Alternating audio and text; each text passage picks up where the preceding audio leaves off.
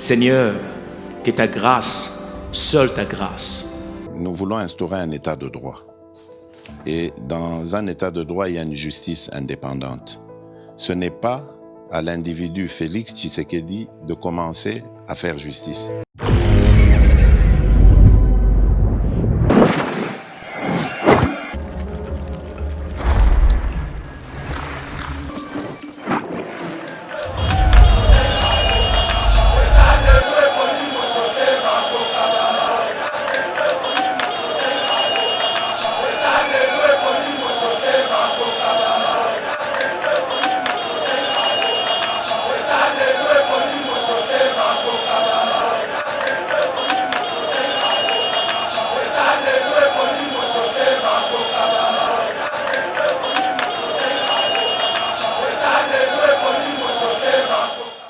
On a berero bacha sali eza berero funa zo ranso roquette nena panzai mais na tiena se pona kobanga bachite mais na tiena se pour aider mon président de la République bacha zo travailler na hypocrisie ya bacha zani bacha zana posa s'accaparer parce que na élection en 2023 yango zo mona que président de la République Félix Tshisekedi aza combattu même na ba soi-disant ba serviteur de Dieu mais bacha zo réclamer 5 ministères bacha zo réclamer 10 ministères 5 ministères wana ezalaki proposition à premier ministre tant que la consultation soki fati anomaka bata makasi na gouvernement ilunkamba déjà tokozala déjà na 15% biso IDPS tokozala déjà 12% ya siège wana parce que tokozala ba dictateur te ka biso to s'accaparer ni omona église catholique ya Senuko Jean-Pierre Bemba Moïse Katumbi Bati Lukwebo na 2023 bakozala langage moko ba candidat comme ne ba sala biso na Genève kanga data lelo biso IDPS tokotikala na biso moko.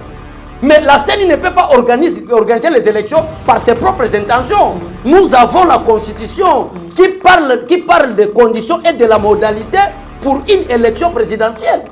Tant que moi ça comme la Tirbo, a comme la Nkoi, Mikolo ba komi basi ebele ba komi la Beaufort. A comme la Beaufort. Yeba malamu ke aza mwasi oyo ayebi signification ya le 8 mars. Seigneur, que ta grâce, seule ta grâce. Nous voulons instaurer un état de droit. Et dans un état de droit, il y a une justice indépendante.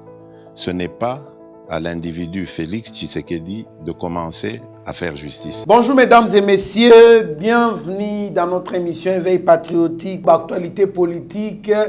Alors, les lots, aux alibons, on a un point où ils allaient inscrits dans l'annonce, na biso sot autokolobela en détail, ils allaient bongo. Qui procure soit malentendu ou ezali koleka na ba proposition soit na demande ya Bati Lukwebo concernant kali ko 5 ministères na gouvernement ya Samalo Konde tolobela ngo na kati mission oyo tolobela peli susu réponse bongo ya secrétaire général ya IDPS na Ferdinand Kambere concernant l'organisation des élections ninga lobby. Non, en tout cas, il faut babunda la constitution ou le lobby pour l'identification na recensement tout le appel sous bongo paiement il y a un fonctionnaire de l'état il copie sa maman na problème na Nord Kivu bongo selon choix il y a banque ils allaient ko handicapé batu ebele tout le appel sous matali journée international de la femme, mon mboka on a invité beaucoup de Kalate à couper sa point de vue naïe par rapport à la conception il y a ba congolais na ba congolaise sur la femme le lot respect dignité moi si ou soit il y a maman tokolobela yango parce que le lot ba toi comment comprendre yango na lolenge mususu na mon mboka Abechole l'homme de missile non conventionnel.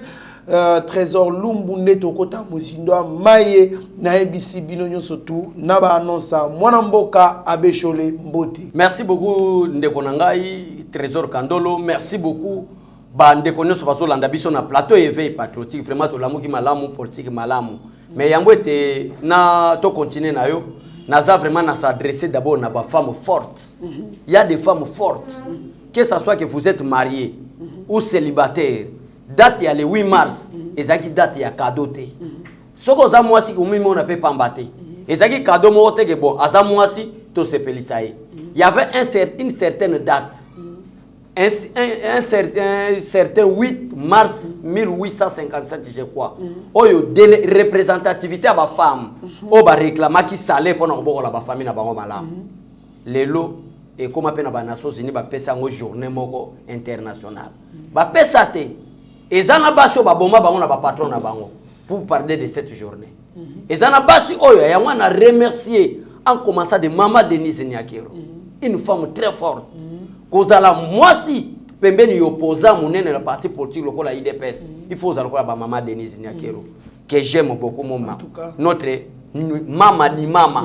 Voilà, maman nabiso maman de maman. La distinguée première dame.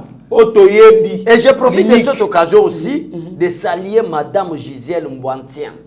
Madame Gisèle Mbouantien. Madame, donc, de Konanga na Zoebisayo. Une femme forte. Une femme forte. Au moins, IDPS, ils appartiennent à Mibali. Mais qu'on soit moi aussi, le Madame Gisèle Mbouantien, secrétaire général adjoint en charge d'économie et finances. Et ça, chose de facilité. Donc, qu'est-ce que ce soit vous êtes marié, en bref, ou célibataire, sachez-le bien que vous avez un droit. Tout à fait. Voilà, qui est reconnu. Maman, tu peux citer maman Chantal Massengou, tu peux citer Bote Bissirazali. Donc, maman Agnès Chinande. Maman Agnès Chinande Bissirazali, en tout cas, tu peux citer bonne fête, il y a journée de la femme. Maman, moi j'ai Lukankou la première, tu peux citer Mbote. Moi, c'est Vieux Stéphane.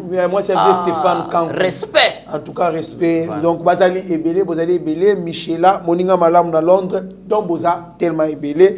Bah, totalité, bino sur tout au 5 bino, to pesi bino, bonne fête, il y a journée de la femme.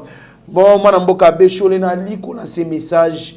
Moi, c'est opéra qui wana Godelive Bimpa. En tout cas, bandeko ya mabo sungaye, bah, sali opération. Mais na minute oza bloqué dans l'hôpital, donc bah qui c'est sili et qu'on sort bosunga oza muke kanisa mwana mwasi wana. En tout cas, étape ya motuya to leki yango déjà ba to ba pesa ki ba contribuer ki ba opérer. Mais etikali moi ba qui si les médicaments posent problème na comme on kana soin OK ne kuna elle m'appelle chaque jour ndenge nini na seka ke non soki ba to ba sa ba temte malamu ba kanisi na kozongela bino. Ce qui va caniciser ni angomoni na zoyate. En tout cas, batemte madame bosunga moi si au bosunga kiwana. En tout cas de sorte que à mon moi quelque chose et que ça là est vraiment bien tofu taper mbongo ya hôpital pourquoi peut ba kisi moi servi na epé que ça là bien. Moi mbabe cholé en tout cas on dit qu'on briefé au PC vraiment histoire ou soit historistique il y a journée de la femme. Est-ce que tu as un mozindo conception ba congolais na ba congolaise par rapport il y a journée de la femme tout le monde na ba OK baba kombela masanga masanga tondi na table ba li kombela masanga. Est-ce que vraiment c'est comme ça qu'on peut célébrer la journée internationale de la femme? Non, ngana resepela na régime à Félix Tshisekedi, journée de la femme, elle a beaucoup plus na méditation. Voilà. Beaucoup plus na méditation et la femme congolaise. Voilà. Qu'est-ce que nous devons apporter? Parce que les gens na Congo, ils ont un mois si mon côté kende facilement boy ba pese musala. Plusieurs chefs na bopito, plusieurs chefs na entreprise. So moni mona moi ça qui toko poeta za la bon collaborateur na il faut ba bimana. Alors c'est maintenant aux femmes. Il faut abimanaye. Ça c'est et comment la loi de la nature en République démocratique du Congo. Parce que je parle de la République démocratique du Congo parce que na Congolais. Na évité na Rwanda, na Ouganda, na États-Unis, so ils en dégagent. Mais na Congo comment la monnaie courant. Donc moi c'est belle, il faut avoir la concubine nanga à comme ma place telle. Ça c'est clair. Alors maintenant c'est aux femmes. Yango so mona na boy ko tanga ba femme belé. Na bandi na Maman Denise Nyakero. Oyebi ke na régime ya Mobutu. Régime à Joseph Kabila. Kozala mwasi ya opposant, ce n'est pas chose facile.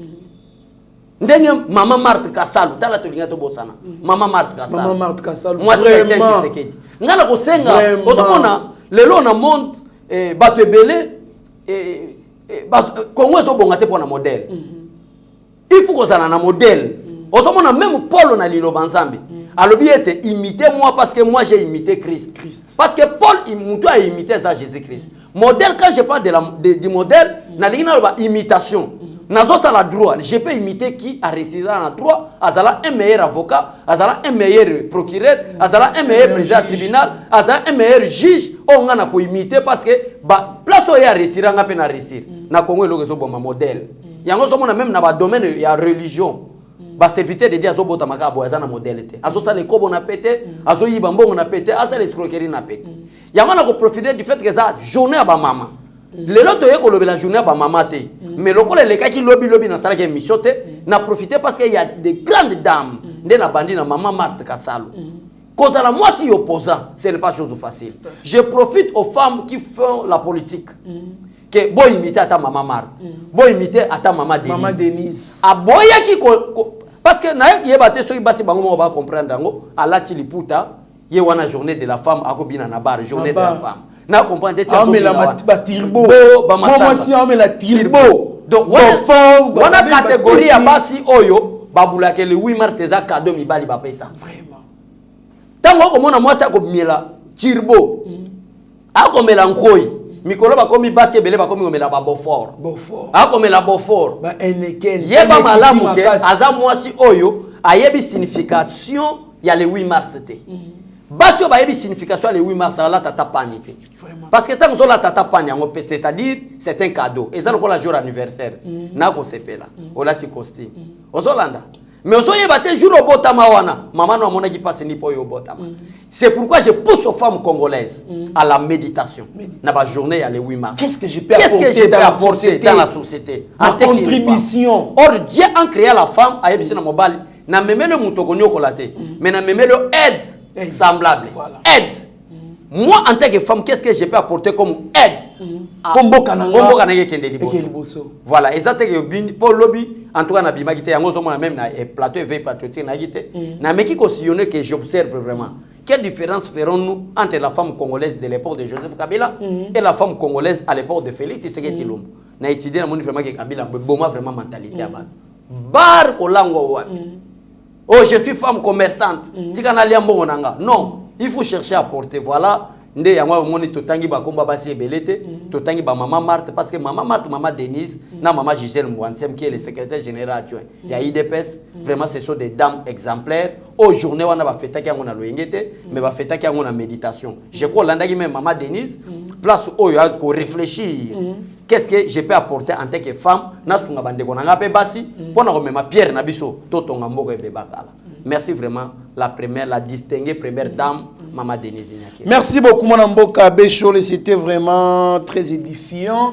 Mon Mboka a coexisté 5 ministères dont l'économie aussi yango yé basalae na otumbanangati na bikaka basalae kaka pour l'économie nini oyo excusez-moi nini oyo professeur Baatlukwebo a lingaka l'économie wana ezali première question deuxième question na otuno bamomi balé po o balayango marmoko pourquoi union sacrée toi na conception qui batu baye pour na kosunga mokoza mboka batu mkobe mo ala koloba ceux qui viennent ils adhèrent à la vision du chef de l'état c'est lui qui distribuait les chars tout ça banani motivation il y a adhésion il y a nani ya batu na union sacrée mais comment est-ce que kakaye les lois comme ils se corriger même si ba démenti mais selon certaines sources il paraît qu'il était allé plus loin que ceux qui ba pessier en moté à ko démissionner na poste.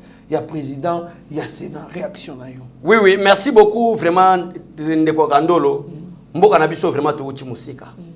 Et na comprendre que la majorité a battu na profiter mbala moko parce que tikela ngata concernant gouvernement oyo. Moi aussi na lingina même pierre nanga pour aider le président de la République. Alors ce qui papa François Beyalanda Kabiso. Ce qui papa Jean-Marc Kabunda Alanda Kabiso. Ce qui mon secrétaire général Augustin Kabouya Alanda Kabiso. Vraiment une mission oyo bozo ngona considération. Et ça la bandeko à diaspora bazalaka na ba lien na président de la République. Cette mission c'est vraiment pour aider le président de la République. Voilà. Pourquoi on a le pour aider le président de la République? Les gens ont vu vraiment ba lance ou ba mission conventionnelle na tiena se. O mona berero bacha sali. Eza berero funa zo rance roquette na panzai. Mais na tiena se pour na kobanga bachite. Mais na tiena se pour aider mon président de la République. Pour aider mon parti. Parce que bateau nous sommes travailler na bango lelo, c'est que le peuple doit savoir. Ici, je parle en tant que citoyen congolais. Pour bango bazaka so to sala bémission to pesa éclairage na elo mo songolo pakala, to so pesa lumière, au mona bageluka soit Jean-Marc Kabund, bageluka Augustin Kabouya, bao bazana chance akutana président de la République bake kutana président de la République funda biso ke tala be émission bato ba ko attaquer nde ya moi leona ko attaquer te mena ko luka bato balanda ka émission oyo baluka moi émission yo comme tina président de la République afani vraiment parce que c'est une façon d'aider le président de la République bato nde konanga ka ndolo to travailler na bango nazo tangana ba kombo ezala sama lokonde ezala bati lukwebo to yena bango na union sacrée. Union sacrée ne signifie pas qu'elle est l'IDPS. Mais union sacrée, c'est la vision du chef. Oyo a Koboma, l'ancienne majorité parlementaire, pour créer une nouvelle majorité parlementaire. Nde poussé président de la République, Azwa Memba Bemba, Azwa Memba Katumbi, Azwa Babati Lukwebo, Azwa Basama Lokonde. Pour te créer union sacrée. En attendant, bato union so baye wana na créer union sacrée. Baye pe na ambition politique, ezala Babati Lukwebo, ezala Basama Lokonde, ezala Jean-Pierre Bemba, ezala Moïse Katumbi. Bazana ba ambition politique pour 2023. Tout à fait. Yango zo mona memba Moïse Katumbi bakendaki. Bakeko kanisa ke toko zanga mbongo. Il faut to rejoindre baye. Po bakendaki. Parce que bato bazo travailler na hypocrisie. Bacha zo travailler na hypocrisie. Hypocrisie ya bacha zani. Bacha zana posa s'accaparer. Parce que na l'élection en 2023, yango zo mona que président de la République Félix Tshisekedi aza combattu même na ba soi-disant ba serviteur de Dieu. Parce que ba serviteur de Dieu wana na 2023 ba ko sangana na ba Jean-Pierre Bemba, ça c'est clair, na ba Moïse Katumbi, na ba pour lutter contre le président Félix Tshisekedi. C'est pourquoi cette émission na ligne te kende poete to sunga président na biso. Ndekolanga kandolo. Aujourd'hui en République démocratique du Congo, on ne peut pas parler d'un état de droit sans parler de Félix Tshisekedi. On ne peut pas parler du changement. On ne peut pas parler du développement de la République démocratique du Congo qui est besoin Félix Tshisekedi botia à côté. Il y a un soko moni batu nyonso bazo tel mais la président Félix Tshisekedi na régime nae. C'est ça des mafieux. Moi ba bana ko yiba su mbongo ezate. Nde to tel mais la mutu asa mutu a respecter ba valeur ba principe poto bana ko yiba mbongo. Nazo expliquer exemple. Alors bati lukwebo na kati ya hypocrisie na bango. Ba uti ko sala déclaration tango ba nommer informateur. Oh na kozala exigeant envers le président de la République. Na kotinda place notre président de la République a kotindanga ngana kokende parce que la vision ce n'est pas pour moi mais la vision est des présidents de la République. OK, c'était l'hypocrisie extrême. Ya bati lukwebo. Ozola nande konanga. Lelo oyo ezelo ka wanga na te. Yo ko to lobi 5 ministères. Mais bati azo réclamer 5 ministères te. Bati azo réclamer 10 ministères. 5 ministères wana ezalaki proposition à premier ministre tant que la consultation. Peut-être le peuple a comprendre. Ah bon? Parce que le premier ministre Sama Lukonde na ba consultation na lobaki parti politique ou regroupement politique bazana 8 députés bazana droit à poste ministère moko. Ozolanda. Alors na calcul au nombre de députés AFDC bazana ngo premier ministre appelle ça bango 5 ministères. Na ba consultation à premier ministre. Mais awa bazo réclamer 5 T. Bazo réclamer 10 ministères na AFDC bati.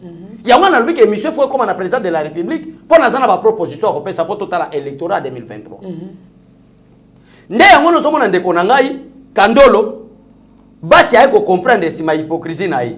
Na 5 ministères oyo premier ministre apesa yi bango bati akeko juger 10 ministères. Na kati 10 ministères eza pena ba ministère ya souveraineté. Or peuple azo yebate que Bati Lukwebo azana le président à Sénat, une grande institution de la République. Bati Lukwebo azana deuxième vice-président de l'Assemblée nationale. Après Jean-Marc Aboun, Mouta AFDC Bati. Bati Lukwebo maintenant a exigé 10 postes ministériels. Il y a un de Kokandolo, le premier ministre qui a dit que premier montir du gouvernement, le président de la République. Le président de la République a rejeté. Parce que ce qu'on a président de la République, mais c'est le premier ministre.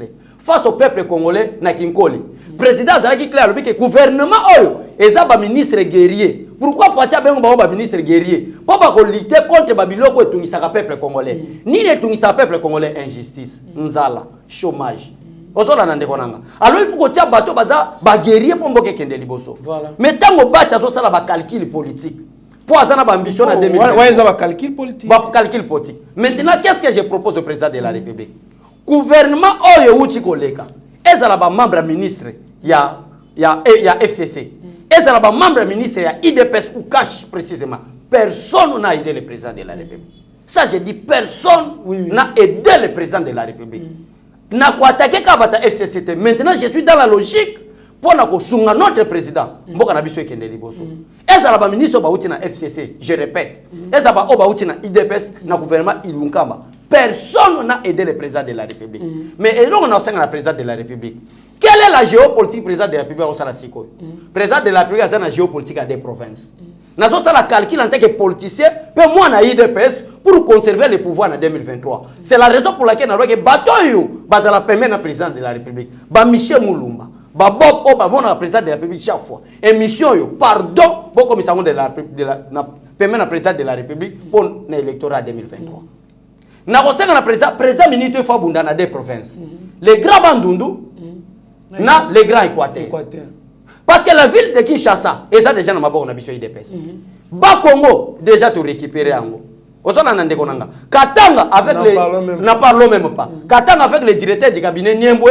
Baba Kyungu et le Baba Kyungu et le premier ministre c'est déjà concis ozona na ndeko nanga maintenant le problème avec le président de la République géopolitique c'est les deux provinces les grands Équateur et les grands Bandundu les grands Bandundu seulement ndeko nanga Kandolo bazana 55 sièges dans l'Assemblée nationale qui représente 15% ya sièges grand Bandundu bazana or ceux qui font nomaka batamakasi na gouvernement Ilunkamba déjà tokozala déjà na 15% biso IDPS tokozala déjà 12% ya siège wana parce que tokozala ba dictateur teke ka biso to s'accaparer nyonso ozola na ndeko nanga alors bato fati a nommé na gouvernement Ilunkamba surtout na province ya Équateur ba memeli président de la République Équateur te so ozui mata ozui akasia o économie ozui eteni o santé mutu moko te a memeli président de la République Équateur mobilisation rien zéro alors mais c'est le président de la République ozali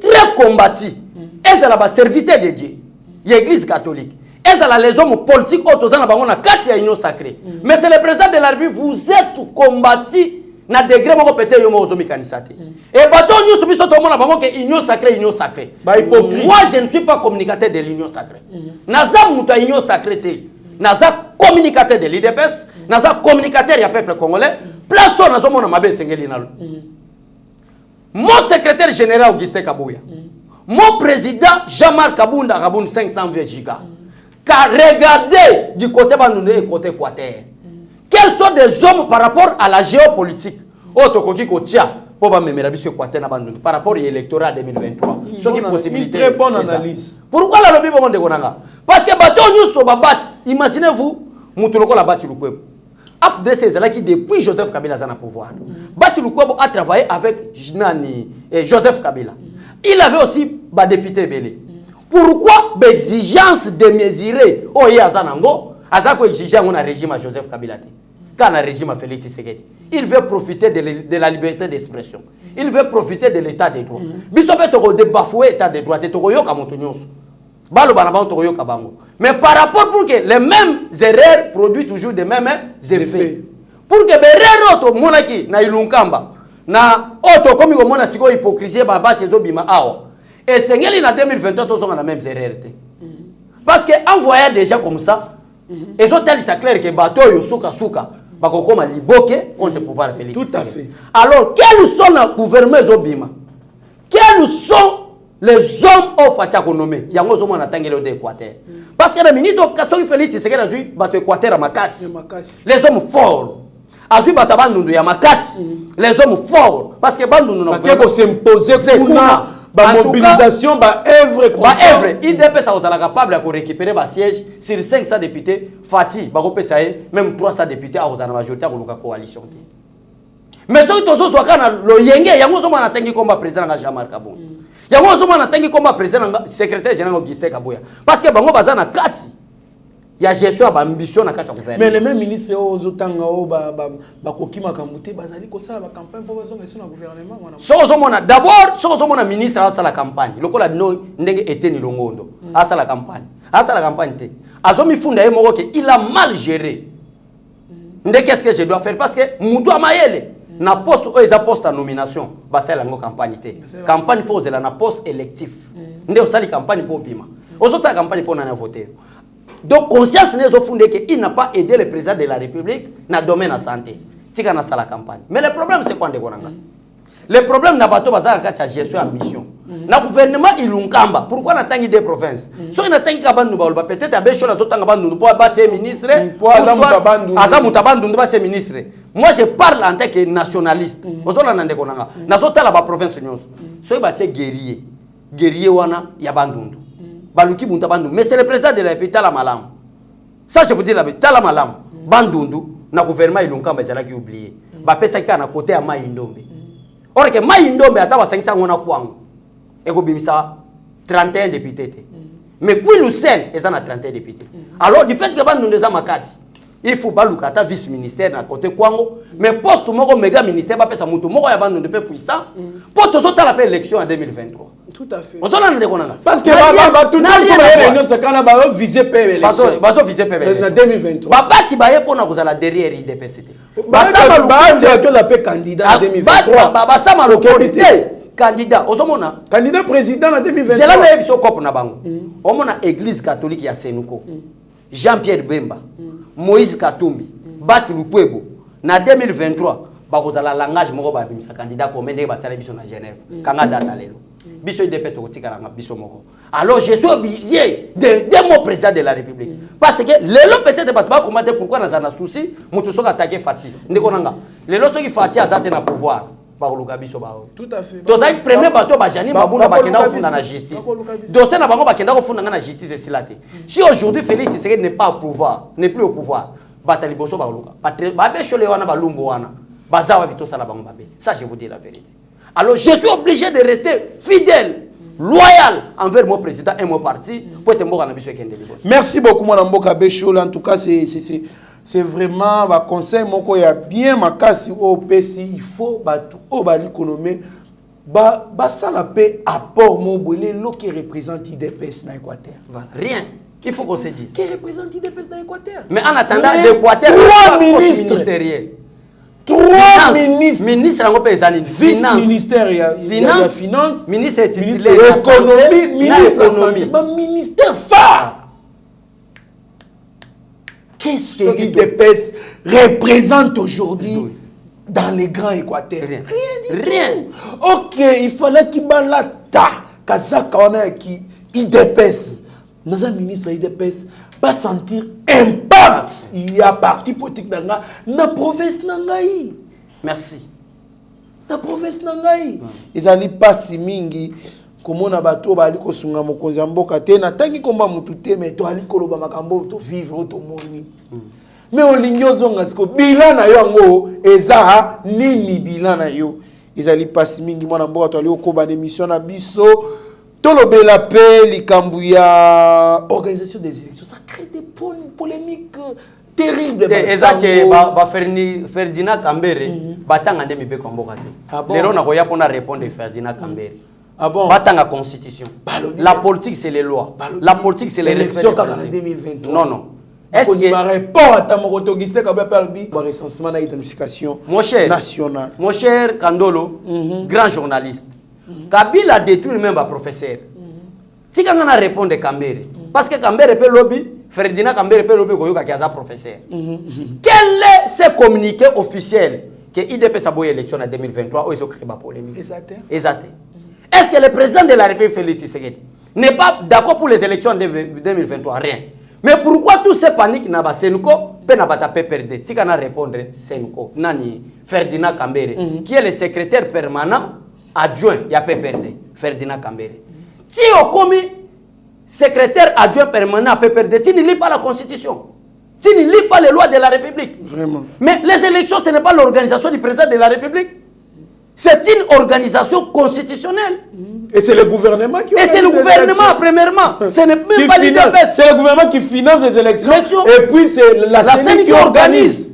Mais la CENI ne peut pas organiser les élections par ses propres intentions. Nous avons la Constitution qui parle des conditions et de la modalité pour une élection présidentielle. Ça c'est clair, ça c'est la Constitution. Mais comment est-ce que vous avez un niveau là, secrétaire permanent à un grand parti comme PPRD, mais s'il ne lit pas la Constitution de la République démocratique du Congo? Ça c'est quel pays? Et demain, M. Kandolo, tu vas écouter peut-être plusieurs personnes du PPRD, plusieurs membres militants du PPRD en train de dire que Ferdinand Kambere, c'est un professeur ordinaire. Mais un homme incapable de comprendre la constitution de la République démocratique du Congo. IDPS est prêt pour aller aux élections. Au Congo, il y a des militaires PPD Or que Ferdinand Kambere a eu la constitution. Et le président de la République, et l'IDPS, et le peuple congolais sont d'accord pour les élections de 2023. Mais ces élections-là doivent respecter la constitution de la République démocratique du Congo. Que demande la constitution congolaise? Il faut qu'il y ait l'identification.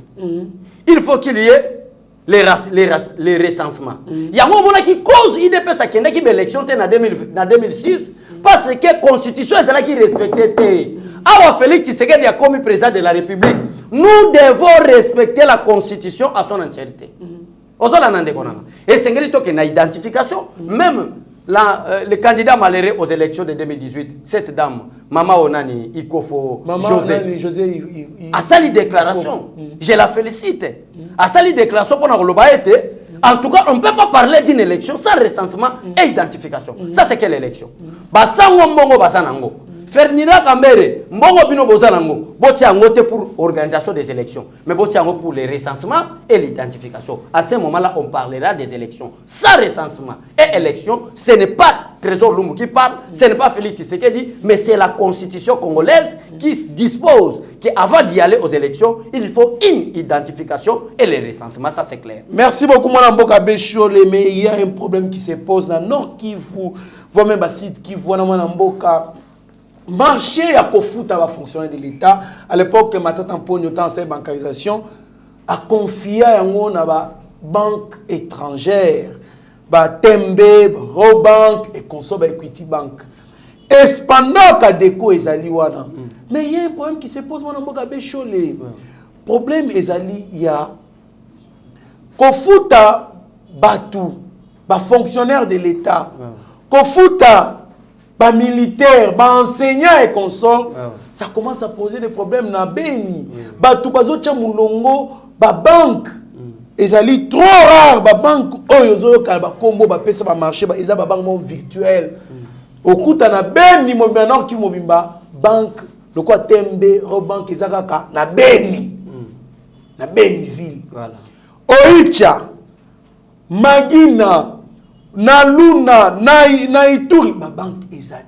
Okuta, tous les fonctionnaires, militaires, enseignants, banque kocha mulongo, 3-4 jours pour récupérer mon monnaie. Mais Kadeko, banque na biso ba congolais, pourquoi que gagner marché wanate. Et puis ezati ce qui mbongo na bango moko, c'est la banque centrale abimisa ba mbongo ba salaire ba fonctionnaire, atindi na banque, bango ba futa juste bato. Ça pose un problème bato a peut-être 4 jours. Les militaires abandonnent les fonds, ben na Beni, pour baza mbongo na bango et bongo bazong. Et c'est le moment bango va se déplacer qu'on attaque au qui 50 morts, 20 morts et qu'on sort. Réaction na yo na likambo les andengeni pendant que Kadeko ils ont basir Kirsal et belé na otangela yo na marché central à Beni.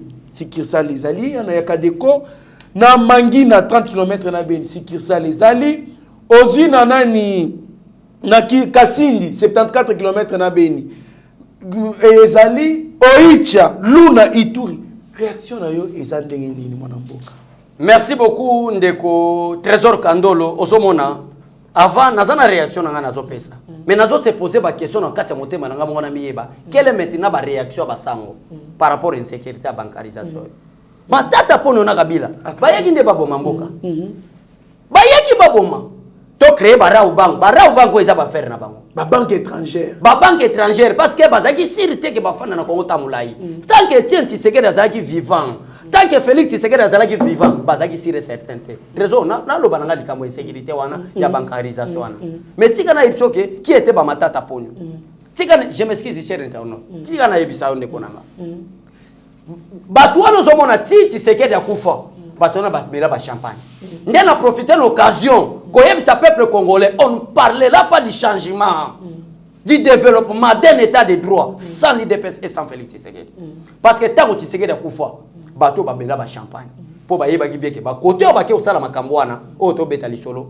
ba kozwango ekoma ya bango si Félix akoma président de la République église catholique ba sepelate ba Martin Fayulu ba Jean-Pierre Bemba ba Moïse Katumbi ata bazana union sacrée moi j'attaque ba séparer et en 2023 ba za ba adversaire à Fati parce que mboka au souci na bango ba teka ngo na Union européenne mais tozo nga place wana pour to réussir ba kuna biso insécurité na est pays faut to salani to créer ba banque na biso matata comme pona comme la petit jet na ba banque a créer ba Rao Bank to ba TMB et ça ba banque mobile locos mo boya lokoti pona ko détruire ka peuple comme TMB banque mo uti TMB banque mo uti TMB Tambwe Mwamba mutaso sala elle a dit Tambwe Mwamba te quand même maintenant TMB elle a dit Tambwe Mwamba te wana ezaka Kosolan banque mo bibi boye TMB place ba ke futa batu na TMB mais l'état congolais est capable azana ba infrastructure azana ba maison partout l'état azana ba ndako chaque territoire chaque village azana ndako à l'état bazo ta ndako moko na chaque territoire parce que penser na bango na est pays zaragini il faut faire de tous les moyens est pays comme une république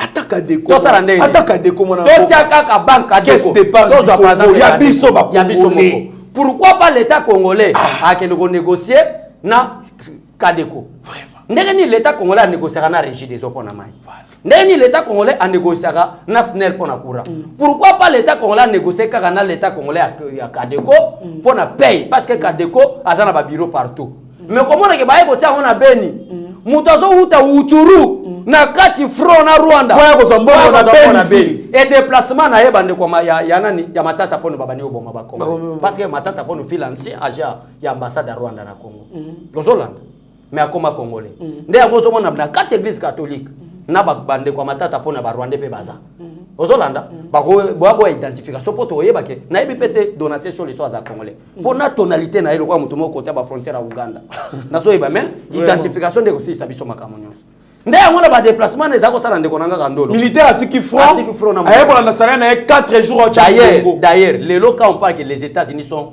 pays puissants même Poutine a dit que je ne peux pas faire la guerre avec les États-Unis maintenant oui pourquoi parce que les États-Unis abimisaka mbongo lelo matata ponyo bomeli biso ba militaire a ke fro bukani lokolo basundola ye ozo pesa exemple ni na militaire azala makolomi bala alors que ngape so ina keba ko bukanga ba sundolanga akobangisa militaire akobundate mombo ka besholo comme senga loba comment c'est-il que domaine ya sécurité armée za domaine la sécurité pour pesa on étranger ba futa ba militaire ba yeba ke na tel coin il y a autant de militaires na tel coin voilà pourquoi ne termine pas na ça yo mais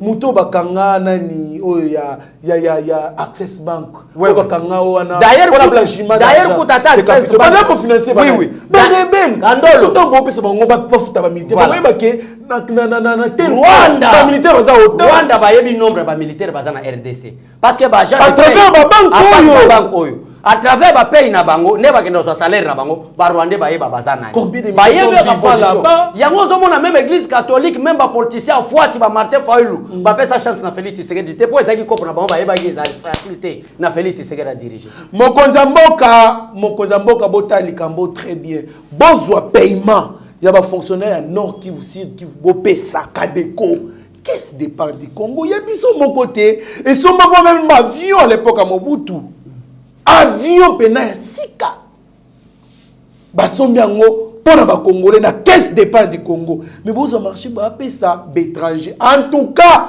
ba députés nationaux ya coin wana botal enseignant atiki classe atia mulongo pendant 3 jours atiki na oyicha kotaza kaye ko tia mulongo pendant 3 jours na Beniville pour salaire kuna et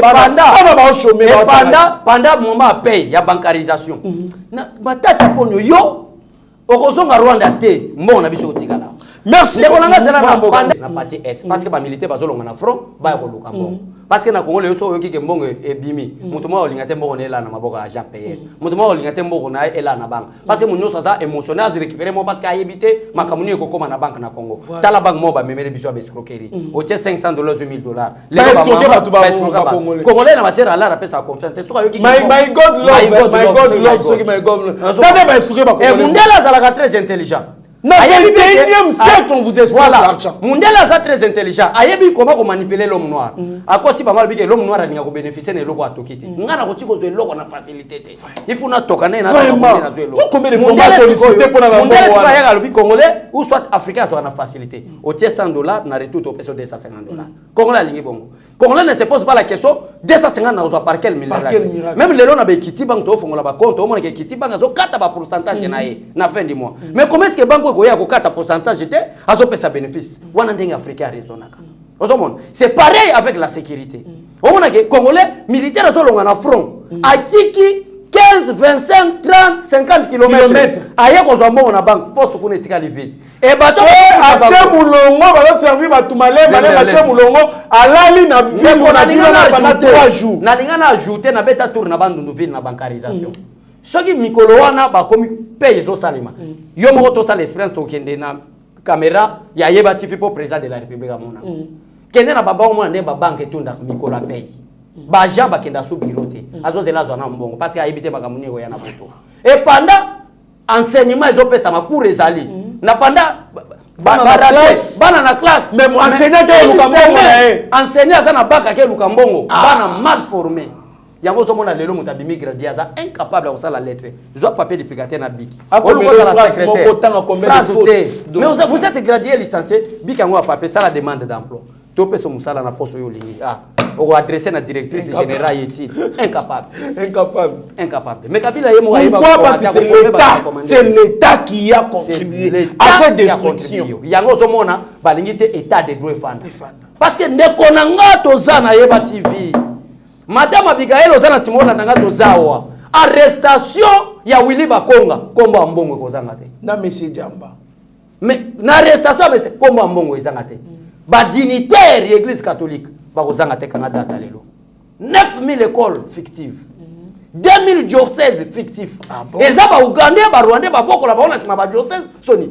Une église qui a pris des écoles, 9000 écoles fictives. Mais l'État congolais fictif peut-être ba na balanda biso ba yebate. Mais alors coûté l'État mbongo ke ezali. Eza pasi. Donc ndekonanga merci. Merci beaucoup Mokozamboka bota likambwana ya Est. En tout cas, bopesa marché na Kadeko. Eza banque congolaise. En tout cas, ba banque étrangère qui fait ba militaire té, ba policier té. On va contrôler les systèmes sécuritaires de notre pays. Non. En tout cas, on s'engager pour Bongo, il faut réfléchir. Voilà pourquoi il faut une équipe stratégique pour étudier les risques de la République. Oui. En tout cas, ça passe mingi. Toi, il faut dénoncer. To dénoncer ba militaire na ba mine na Kolwezi likase konso ba ali ko boma ba tu ba creuser ba congolais ba ali ko boka bango na mai ba okunda bango to ali ko dénoncer yango. En tout cas mokoza mo faut taper lo ba militaire ba longa kuna ba kina est ba ki obunda bitumba kuna bon ba be show l'état caméra ya